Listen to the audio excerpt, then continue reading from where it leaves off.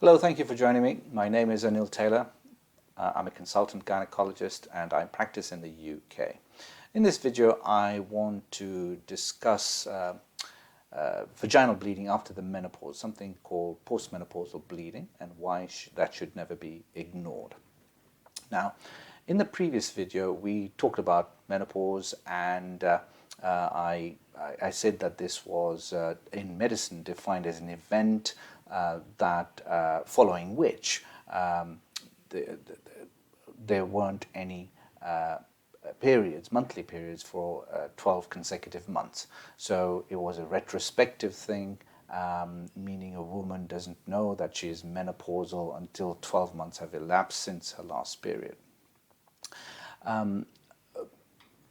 So the bleeding that we are talking about is that bleeding that occurs after the menopause has occurred. Now, of course, some of them will not be true postmenopausal bleeding because the woman may not have elapsed 12 months since the last period.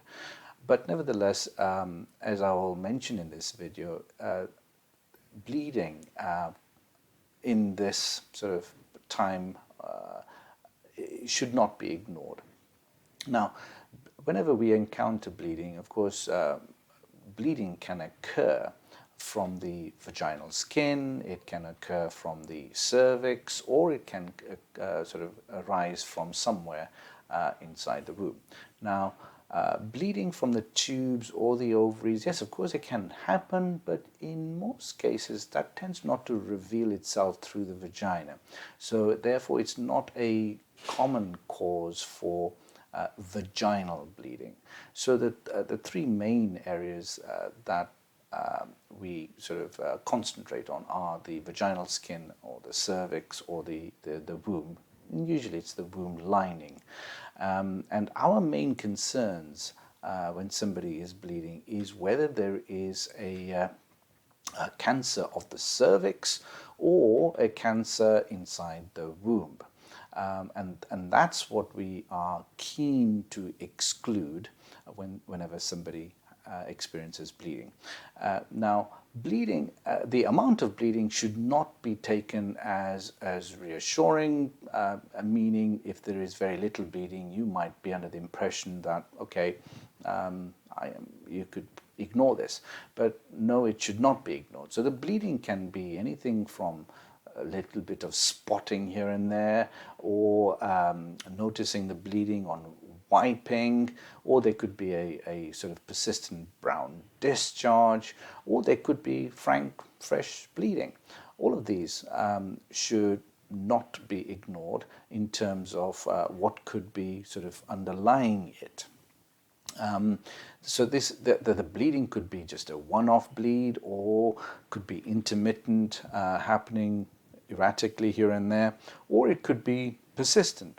All these features are important, whether it is just a one-off, very tiny amount of bleeding, or fresh bleeding that is happening persistently. They should all be viewed with suspicion, meaning you should consider seeking the advice of a clinician, meaning discuss it with your GP, who can then decide whether it is important and needs to be investigated through a hospital referral. So when patients with bleeding are seen in the hospital system, fortunately, only a minority actually turn out to have cancer. I would say probably between 1 to 10% of these individuals with bleeding actually have a cancer as a cause. So the vast majority don't. But despite this, the advice would be that you should never ignore any postmenopausal bleeding, because if there is a cancer, if it is picked up early, then there is a very high chance of curing it. So never ignore bleeding. Now, the most common reason for bleeding in a postmenopausal woman is actually something innocent, usually weakening of the vaginal skin, something that we call vaginal atrophy. And that weakening happens as a result of a lack of the estrogen hormone.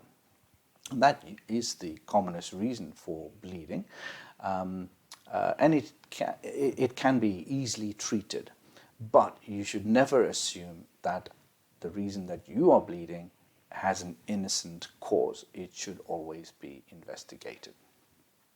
So that is all I want to say in this video. My next video that I'm going to be uploading is on the subject of two-week rule referrals, or how GPs are able to refer patients with suspected cancers for them to then be able to be seen by a hospital specialist within 2 weeks. So please join me in that video. If you find these videos helpful, then please consider subscribing or clicking the like button. So until the next video,